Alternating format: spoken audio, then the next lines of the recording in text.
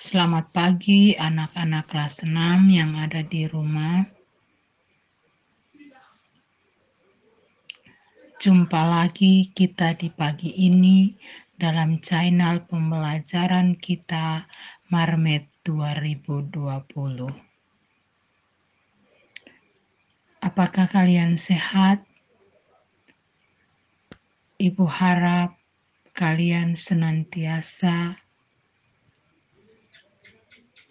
tekun walaupun kalian ada di rumah untuk belajar. Di hari ini kita ada pada tema 2, persatuan dalam perbedaan, subtema 2, bekerja sama mencapai tujuan. Pembelajaran yang pertama. Adapun tujuan pembelajaran kita di pagi hari ini sebagai berikut. 1. Setelah membaca teks tentang perjuangan mempertahankan kemerdekaan Indonesia, siswa mampu mengidentifikasi ciri-ciri kalimat aktif pada teks tentang semangat persatuan. Yang kedua, setelah membaca teks dan menggali informasi dari berbagai sumber, siswa mampu menyebutkan makna upaya mempertahankan kemerdekaan melalui peta pikiran. Yang ketiga, setelah melakukan pengamatan dan menggali informasi dari berbagai sumber, siswa mampu mengidentifikasi ciri-ciri hewan berdasarkan habitatnya. Anak-anak sekalian, setelah proklamasi kemerdekaan Indonesia 17 Agustus 1945, seharusnya bangsa Indonesia telah merdeka dan terbebas dari segala bentuk penindasan serta penjajahan. Namun kenyataannya tidak demikian. Bangsa Indonesia masih perlu berjuang mempertahankan kemerdekaan Indonesia. Mengapa? Nah, marilah kita sama-sama membaca bacaan berikut ini. Perjuangan mempertahankan kemerdekaan Indonesia. Setelah proklamasi kemerdekaan Indonesia 17 Agustus 1945, bangsa Indonesia ternyata masih terus berjuang mempertahankan kemerdekaan Indonesia dari gangguan bangsa asing yang datang, seperti dari pemerintah Belanda. Pasukan Belanda kembali datang ke tanah air. Kedatangan ini disambut dengan berbagai bentuk perlawanan oleh bangsa Indonesia. Sehingga sejak tahun 1945 sampai 1950 telah terjadi berbagai macam pertempuran di berbagai daerah antara pihak Indonesia dengan pihak Belanda yang dibantu pasukan Inggris. Pertempuran Surabaya. Pada tanggal 25 Oktober 1945, tentara sekutu yang dipimpin oleh Brigadir Jenderal Malabi. Tanggal 27 sampai 30 Oktober 1945, terjadi kontak senjata antara para pemuda Indonesia dengan pasukan Inggris. Dalam pertempuran ini, pasukan Inggris dapat dipukul mundur. Bahkan puncak dari pertempuran tersebut adalah terbunuhnya pemimpin pasukan Inggris, Brigadir Jenderal Malabi. Pada tanggal 9 November 1945, Inggris mengeluarkan ultimatum yang berisi, semua pimpinan dan orang Indonesia yang bersenjata harus melapor dan meletakkan senjatanya di tempat yang ditentukan dan menyerahkan diri dengan mengangkat tangan. Namun, Ultimatum tersebut ditolak oleh pihak Indonesia pada tanggal 10 November 1945. Terjadi pertempuran yang sangat dahsyat. Pasukan Inggris menggempur Surabaya dari darat, laut, dan udara. Nah, anak-anak sekalian, kita lihat bahwa pada saat pertempuran yang terjadi di Surabaya itu banyak sekali pahlawan yang gugur.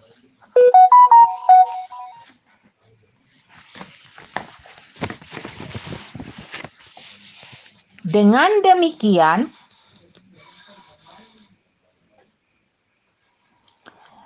maka setiap tanggal 10 November itu diperingati sebagai Hari Pahlawan.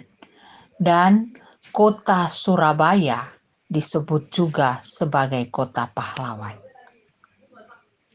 Anak-anak sekalian, kita lihat pada saat tanggal 10 November 1000. Nah, anak-anak sekalian, kita lihat bahwa pada saat pertempuran yang terjadi di Surabaya itu banyak sekali pahlawan yang gugur.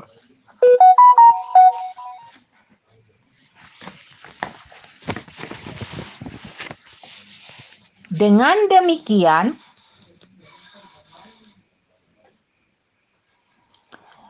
maka setiap tanggal 10 November itu diperingati sebagai Hari Pahlawan. Dan kota Surabaya disebut juga sebagai kota pahlawan. Anak-anak sekalian, kita lihat pada saat tanggal 10 November 1945 melalui perundingan panjang, akhirnya kita lihat bersama lewat Bung Tomo, ia memberikan dukungan melalui pidato di radio dengan seruan bahwa merdeka atau mati. Sekalipun merdeka tetap merdeka. Seruan tersebut membuat rakyat Indonesia berjuang hingga titik darah penghabisan. Akhirnya mereka dapat mempertahankan kota Surabaya dari sekutu. Nah, anak-anak sekalian, berdasarkan bacaan di atas, kita akan menulis informasi penting menggunakan kalimat efektif. Kalimat efektif adalah kalimat yang mengandung gagasan pembicara atau penulis yang terdiri atas kata-kata yang mempunyai unsur SPOK. Nah, apakah kalian tahu apa singkatan dari SPOK? S itu adalah subjek, P itu adalah predikat, O itu adalah objek, dan K itu adalah keterangan. Dengan demikian kita lihat bahwa kalimat efektif itu dia mengandung unsur subjek, predikat, objek, dan keterangan. Ciri-ciri kalimat efektif. 1. Memiliki unsur penting atau pokok, minimal unsur subjek dan predikat. Yang kedua, menggunakan struktur bahasa yang tepat. Yang ketiga, memenuhi kaidah ejaan yang berlaku. Yang keempat, menggunakan pilihan kata atau diksi yang tepat sesuai dengan kebutuhan. Nah, anak-anak sekalian, ini adalah beberapa contoh kalimat aktif, kalimat efektif, yaitu petani menanam padi di sawah. Petani itu sebagai subjek, menanam itu adalah predikat, padi itu adalah objek, dan di sawah itu adalah keterangan tempat. Yang berikut, ibu memasak nasi goreng di pagi hari. Ibu adalah subjek, memasak adalah predikat, nasi goreng adalah objek, di pagi hari adalah keterangan waktu. Yang berikut, seluruh bangsa Indonesia mempertahankan kemerdekaan. Seluruh bangsa Indonesia adalah subjek, mempertahankan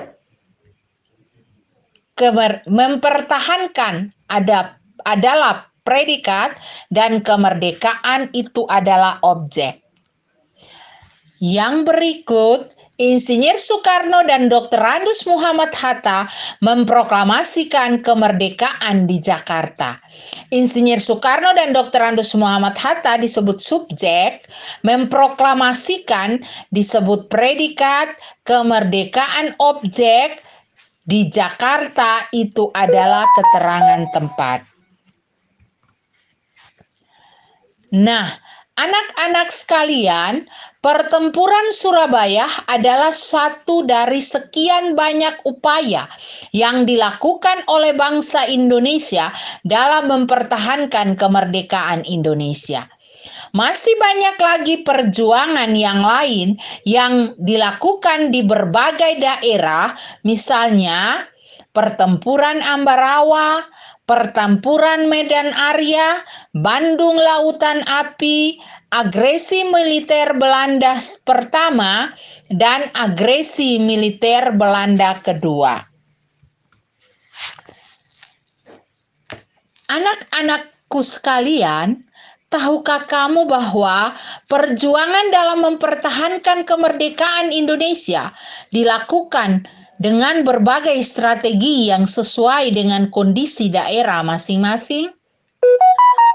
Selain itu, persatuan dan kesatuan merupakan hal yang sangat penting dalam mempertahankan kemerdekaan dan keutuhan negara Republik Indonesia.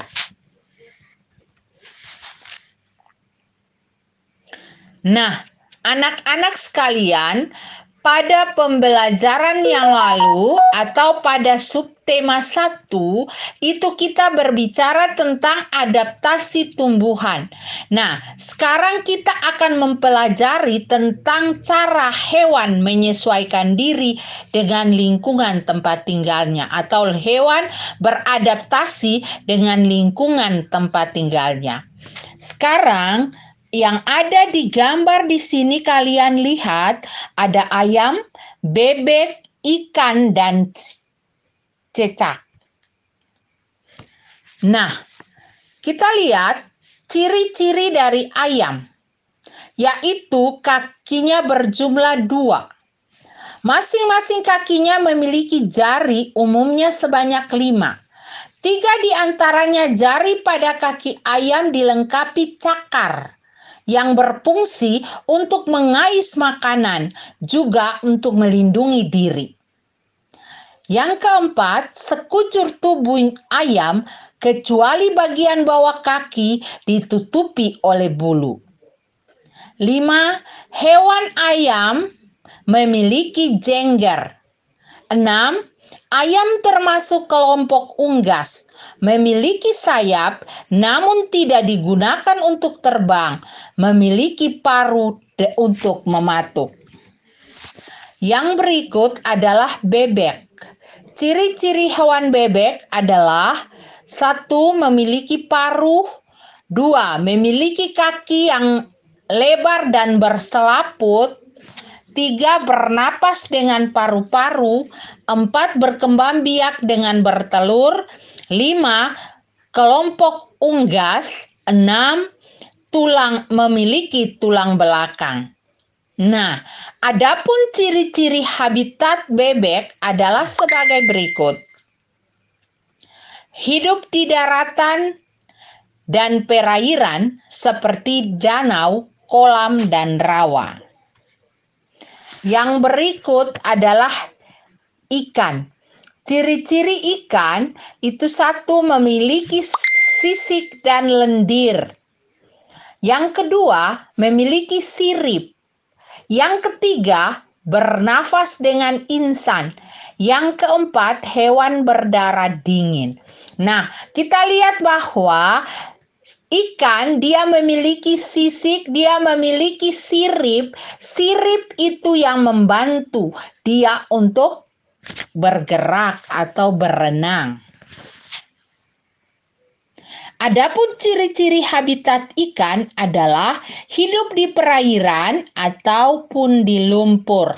Nah, anak-anak sekalian, pada umumnya hewan yang hidup di air itu dia bernafas dengan insan.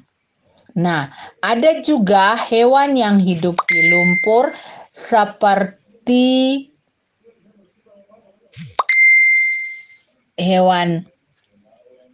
ikan.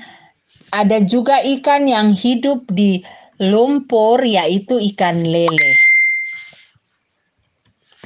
Yang berikut cicak.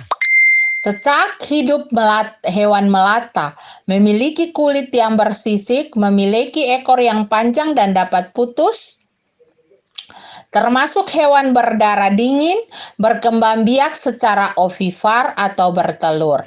Ya, jadi peristiwa memutuskan ekor itu yang disebut dengan sebutan autotomi. Dia memutuskan ekor untuk mengelabui musuh. Sedangkan pada kakinya itu dia berselaput. Sehingga ketika merayap di dinding, dia tidak akan jatuh. Jadi penyesuaian diri cicak untuk mempertahankan hidupnya, artinya untuk mencari makanan, yaitu dia punya kaki yang berselaput. Sedangkan untuk menghindari diri dari musuh, itu dengan autotomi atau memutuskan ekor.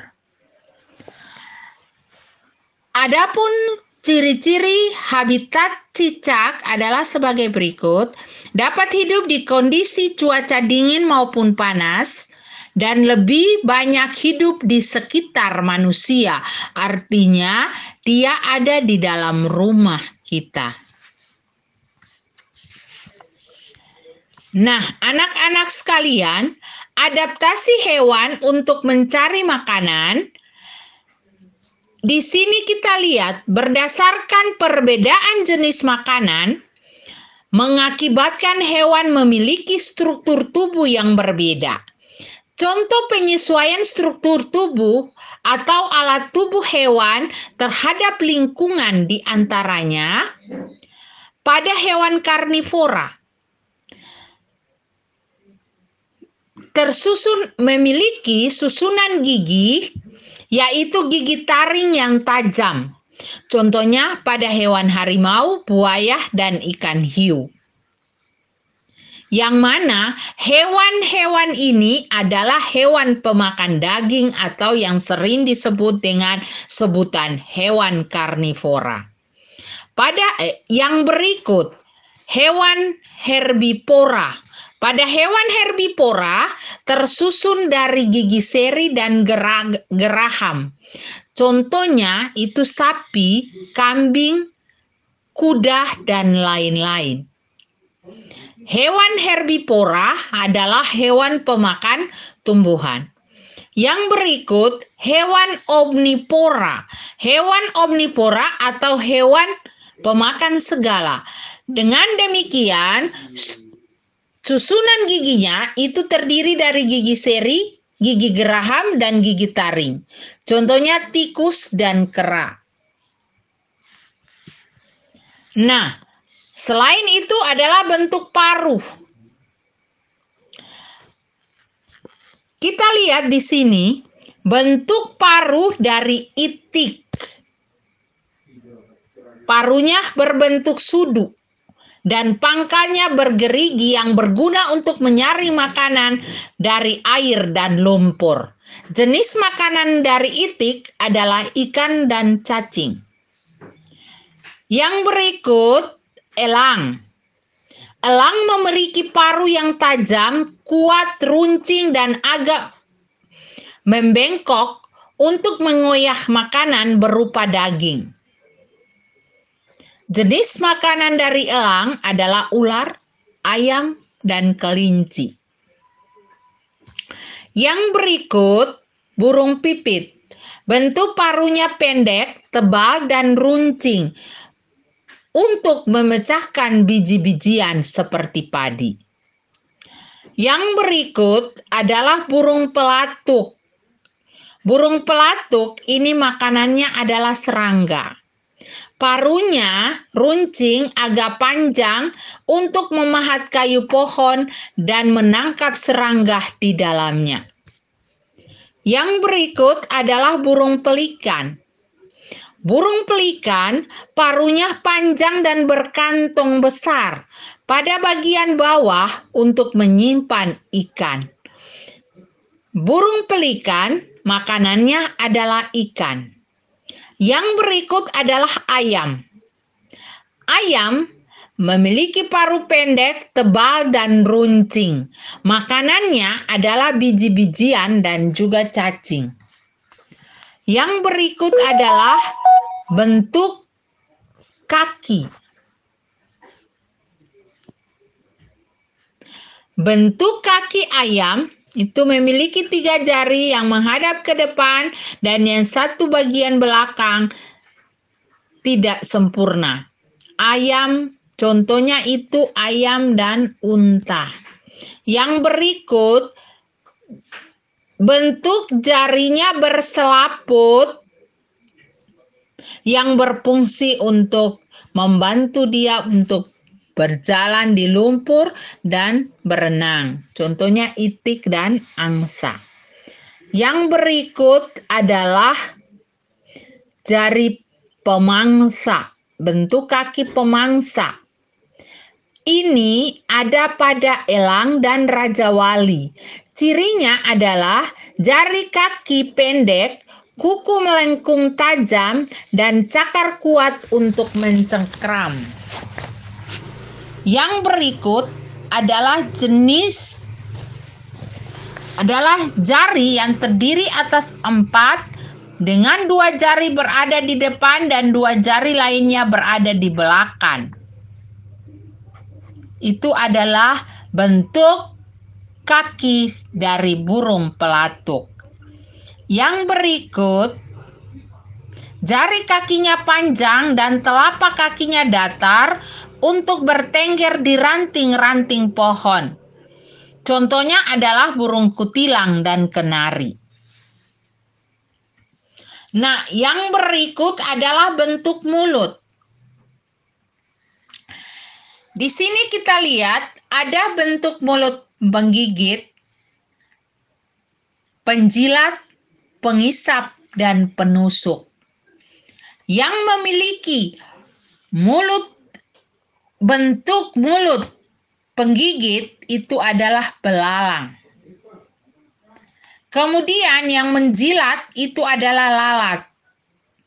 Yang mengisap itu adalah kupu-kupu. Dan yang menusuk itu adalah nyamuk. Nah, yang berikut juga hewan yang memiliki lidah panjang dan lengket. Hewan yang memiliki lidah panjang dan lengket ini adalah cecak, bunglon, dan landak semut. Nah, kita lihat bahwa lidah panjang dan lengket ini bertujuan untuk mengambil makanan atau mangsanya. Nah, anak-anak sekalian, Demikianlah penjelasan Ibu tentang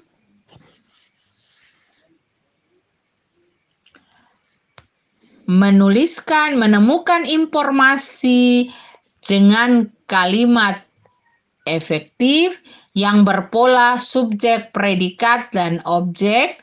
Kemudian cara adaptasi hewan dan bagaimana mempertahankan kemerdekaan Indonesia.